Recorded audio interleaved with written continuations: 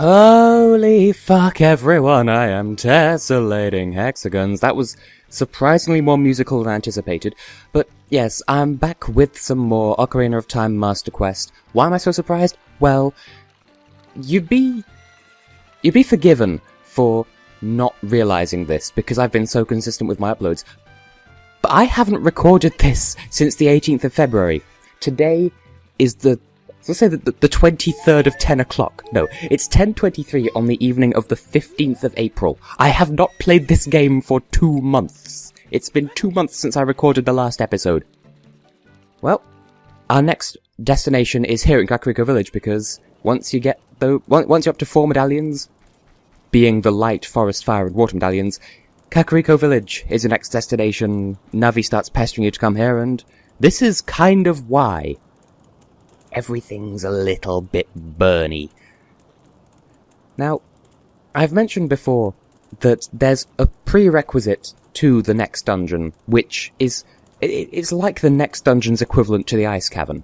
And I recognise that I could have done that as soon as I got the Song of Storms. But no, I'm going to do it now because, I mean, I want to have some sort of filler separating each temple, even though that is kind of inconvenient for me to schedule around when my sages can record, but whatever. So yeah, there's danger happening, and oh, by the way, Sheik, while you're still here, Ruto says hi. I didn't forget, I edited those episodes recently. But yes, are you and your distracting booty okay? And also, that's a very blood-coloured shadow. So whatever it is, it came out of the well, and now people are having bad times, which I suppose is kind of fitting, because, well, that's the theme of the next temple, although I don't think it's been officially revealed what the next temple is. Oh, by the way, we just got knocked the fuck out. That seems like a really test thing to have happen. Like, just get me on a tangent about Eurovision or video games, and then, like, if I get knocked out, I'll just keep rambling, and then I won't realise until halfway through my 5th point that, oh right, I'm unconscious, I should probably stop thinking. But yes, evidently, an evil shadow like, those 3 red letters are all 3 separate elements in this game. So somehow it's evil, shadow, and spirit all in one. So there was a thing in the bottom of the well, and the seal on it broke, and it escaped into the world, and bad times are happening. And so, yes, that well hides a huge ass, well, not a huge, but an arse dungeon underneath it. And we're going to, that is our next, that is our ice cavern for the Shadow Temple, it's been said there. The next temple is the Shadow Temple. Except, as we'll quickly discover, I mean, the entrance to the Shadow Temple is at the back of the graveyard. You may have seen there's that balcony behind the royal grave at the back of the graveyard. That's the way into the Shadow Temple. But we can't get up there. Or at least we couldn't. But now, we've got the melody that'll draw us into the infinite darkness that absorbs even time. Listen to this, the nocturne of fucking black holes. Apparently. Is that Italy's national anthem because it's all about the spaghettification? Was that racist?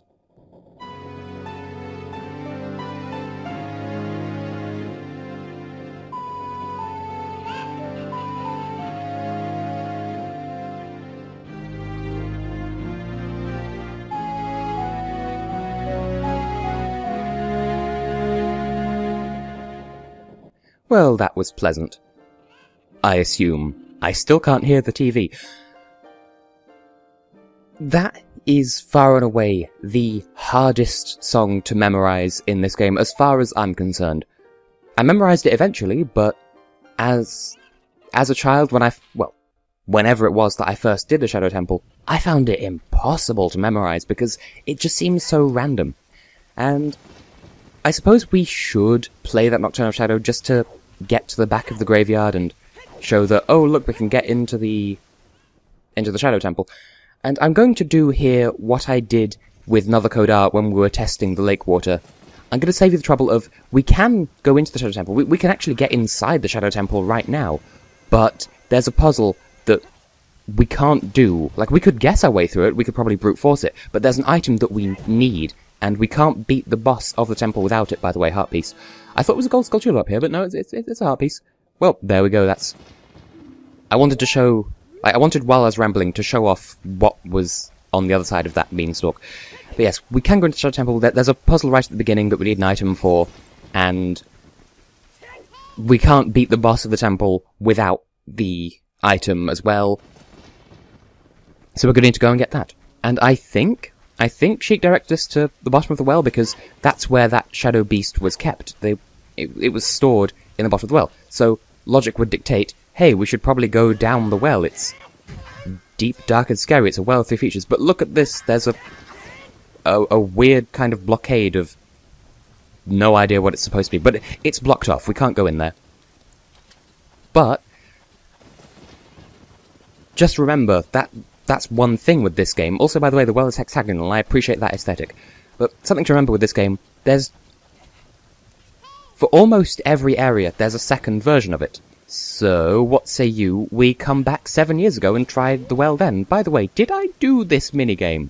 Yes, I did, okay. Diving back in here because the quickest way back to Kakariko Village would just be to play the Nocturne of Shadow. Because, I mean, we learned it, might as well make use of it.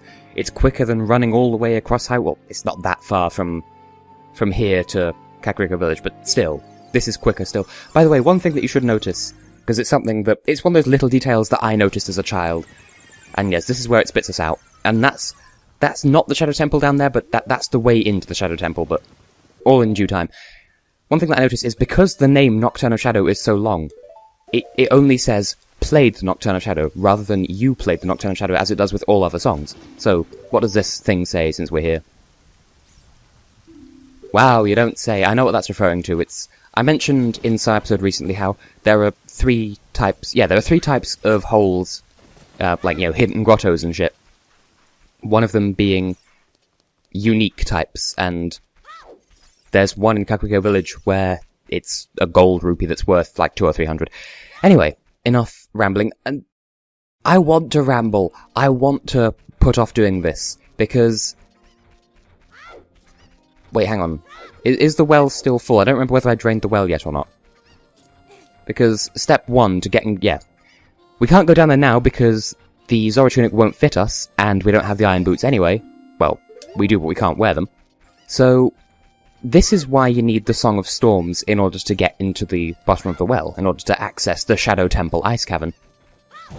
Because the well and the windmill here are somehow linked. I'm not entirely... They say that it gives a sort of explanation of the power of the windmill draws water up from the well, and also, this guy was bitching about how some kid caused trouble by playing this song, and then that's why he taught it to us in the future. Well, we're going to teach it to him in the past and cause a weird ontological loop with the song that he was already playing before we even met him the first time in the past. Confusing, I know. But yes, let's whip up some winds, make the windmill go cray-cray, and have its strange, strange mechanism dry up the well. I think this is just the part of the game with the ontological loops, because by draining the well, we're weakening the seal that allows the Shadow Beast to get out in the future, which means that we need to come back to the past to drain the well. And so that's kind of... That's a self-causing thing. And then, in order to drain the well in the first place, in order to drain the well to weaken the seal to let out the beast that is let out, such that we need to drain the well to get in the first place, we need to teach this guy a song that he teaches us, but he teaches us to it because we taught it to him and vice versa. Anyway, all this mindfuckery aside, welcome to the bottom of the well. Far and away, the fuckiest of dungeons. I hate this, and not because of its creepy-ass aesthetic, although it is very creepy. Like, the atmosphere is on point here. I'm not scared of this dungeon, and in fact, it's actually not that bad. In the vanilla version. This is Master Quest. The Master Quest bottom of the well. Why did I keep the Mask of Truth out? Hang on. I hate the Master Quest bottom of the well because, well, as I said, it's very fucky. There's... Like, first of all, I'm just gonna... Nope, Link, walk, because I don't want to wake up the fuck. Don't wake up the fuck. I'm just gonna... breeze past you. Navi, what do you want? So, yeah. The aesthetic here, as I said, is on point. It's not so much shadows as it is death. And basically this, the Master Quest, really? Really? You are that hungry for attention, you want me to look at you sitting down?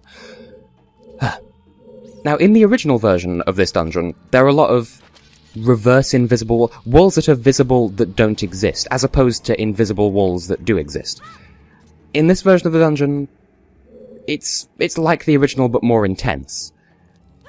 But in exchange, they've removed some of the varying visibility walls, but there are, as I recall, that there are very few and far between small keys here, and a lot of doors that you could open, but only one or two are the right ones. And so if you use the right key on the wrong door, you're gonna have to go even deeper into the well, and go... It's crazy, basically. And since this is a 100% playthrough, I'm going to need to, get everything. So this is gonna be fun. But first, we should do what anyone should do upon entering the bottom of the well. Get over here, play Zelda's Lullaby. Lullaby. Lullaby. Zelda's Lullaby, because somehow that turns off the water supply, and that drains the water down here, so we can do stuff and... Oh, and that opens... Apparently that doesn't drain the water in this version. In the original it does. I'm guessing this switch does instead. Although... Yeah, there we go. Hitting that crystal switch, that's what playing Zelda's Lullaby does in the original version. It's been a while since I've done the Master Quest version of the well, because I fucking hate it. What was the point of that?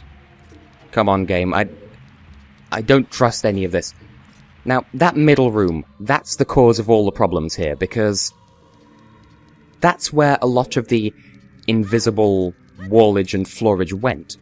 Like from the original, there are a load of passageways you can see off to various sides. Like, there's a hole in the floor underneath this sign on the far side of this room.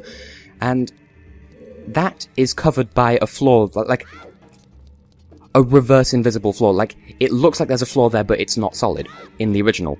Well, now, all of those floors and walls and stuff have been put into that central room. And we need to get into that middle room in just the right way. I don't remember the exact specifics, but we need to find just the right way of getting into that middle room. And also, by the way, more Master Quest fuckitude. Look, there's a tiny pyramid in that guy's eye. Crystal switch. Fucking wow. The point is, we need to stockpile a load of small keys. It's just, oh, fuck this room.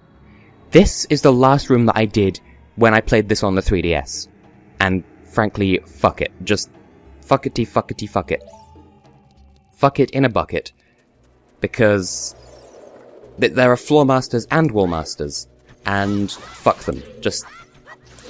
First of all, wall master, die. The wall masters are the scary ones. The floor masters, they're not so bad. All they do is punch you in the face and occasionally turn invincible. But it's... When they're green, they're invincible. But... Really? Really, you just had to turn invincible just as I was jump attacking. Well, come on then. Fight me, bitch. Yeah. As a child, I thought all hand-based enemies could kick you out of the dungeon. But actually, it's just the, hang on.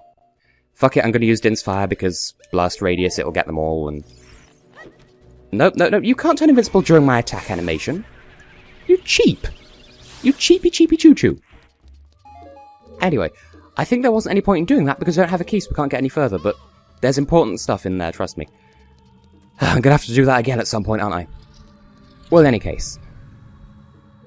Floor masters can just punch you in the face and knock you around. Wall masters come down right the fuck out of nowhere and throw you out of the dungeon. That's how they operate. I don't want to fall for it, but we might as well just go into the middle part of this room, because that's what it wants us to do. Unless, is there some way of telling when there's a false floor? Because... Don't do it. Navi, now is not the time. So yeah, this middle room has wall masters as well, and they pick you up the threat dungeon. That's why I dislike them, because... Very fucky. So we've got the dungeon map, which is all well and good. But that's not what we're here for. And there's a thing, we need to boop the switch on the inside of there somehow, and... I don't remember how you go about this dungeon, and it is not a good time, and bad memories, and... Okay, I don't remember where I go, but I'll work something out, I'm sure. I remember seeing bombable rocks on the other side of... Yeah, here we go. Well, we could come in here, I suppose. honestly, this isn't as bad as I remember it so far, but as I recall, there are, as I said, small keys are few and far between, locked doors are not. So, we need to be careful and fastidious and all of that stuff. And Skulltula, you can die. Really? You're of course you'd be facing me. Why would you not be facing me? Come on. Fight me like a monster truck. You're huge, by the way. Just an observation. Of course, all the time I'm keeping an eye on my own shadow just in case. I don't think the Wallmasters can get into these side bits. There's a Wallmaster that patrols this room, but only in that central area with that cross-shaped thing. So, we could go down from here. We're going to need to get into the basement of here at some point. But I kind of want to put off doing that as long as possible, because fuck that. I mean, as I said, it's not that the... Yes, I know that's what my objective is. Thank you for that, Navi. This place isn't scary. It just... I remember it being very fuck. And it's those memories that are making me... Hello, Eye Switch. I will shoot you in the eye and then you will be blind. Yum. Okay, that opened a thing. You see, this is all very much... I don't know what I just did, but I'm going to keep being cautious just in case. And I want to say that... Okay... Very much do not want. Okay, well, what's the point? Is there something in here of use to me? Is there, like, a false wall or a switch or something? Because I wouldn't put it past Master Quest to design like that, so I'll just drop a bomb here and hope for the best. Because... Nope, okay. I can just assume there's nothing in there, then. Well, we're gonna need to get into... I'm gonna fall for it.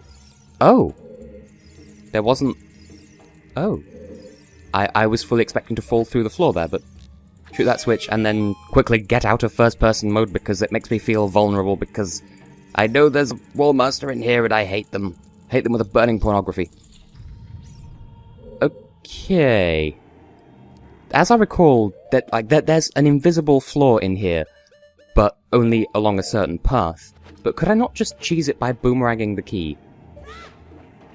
And as I've mentioned, I'm fairly sure that the path through this room is actually just like that. It makes you think, there's no way they'd put a path through this room round the edge of the room, follow the pots, but on the inside rather than the outside, and then you'd fall to your doom. Well, not your doom, but into the basement. Anyway, I am rambling, because bad memories.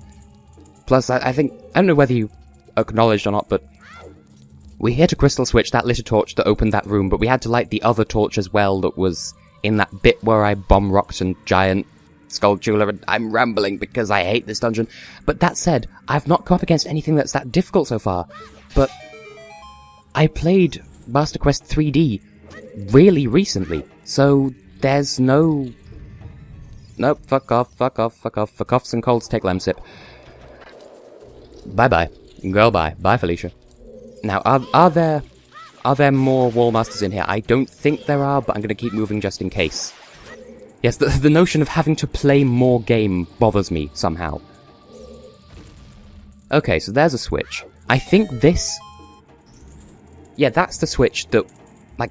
That switch is the thing that allows us to complete the dungeon to the percentage that you'd need to complete in order to progress the story. But as I said, well, fuck you too. As I said, this is a 100% run, so I want to do every last thing in this dungeon because I am like a masochist or something like that. I recognise that this is very rambly commentary. I'm just nervous because I don't remember at what point this dungeon starts to get intense. I feel like on my Master Quest 3D run, I spent a lot of time bumbling around in all of the different side rooms, and because that room had, bloody fucking... Because it had wall and floor masters in it, I didn't want to do that room, and so I saved it to last. But actually, by hitting the switch that's back there, that's how you get to press this switch, which makes a giant chest spawn down here, and the giant chest down here is actually the dungeon item. So there is a mini-boss in this dungeon that... Yeah. Nope, double nope. There is a mini-boss down here, and in Vanilla Ocarina of Time, that's what you defeat in order to complete this mini-dungeon, and... Will you stop that? Can you... Flippity-flop, you need to stop. Can you just die, please? Also, this basement looks like a hand. Just, how fitting, because there's a hand down here. Look at all this money that I can't even hold, but yes, I should probably just come in here and grab this chest while they're still frozen. But yes, this chest, unless it's a variable chest, which I don't think exists in this game, apart from Hylian Shield ones. Yeah, Lens of Truth, that's it. We're finished here. We don't have to keep going with this dungeon. But this is a 100% run, so I kind of do have to. But, now that we have this, we can explore the dungeon in greater detail, so in the next episode, that's exactly what we shall do. But I want to get out of the basement first. See, I remember there being silver rupees down here, but maybe that's in the original version? I don't know. But yeah, in Vanilla Ocarina of Time, you need to fight a mini-boss in order to get that item, and you need that item to beat this dungeon. Well, that's... Okay, we've got that item, we can now consider this dungeon complete for the purposes of story. But in this version, if you fight the mini-boss, you get either a compass or a small key. Like, the idea is, oh, I found the mini-boss, therefore I've won the dungeon, lol, nope, it's not the thing you needed. But anyway, more faff in the next episode, because I have been and will continue to be tessellating Hexagons, and I'm doing better in this dungeon than I thought I would, because I absolutely hate it. But still, see you next time.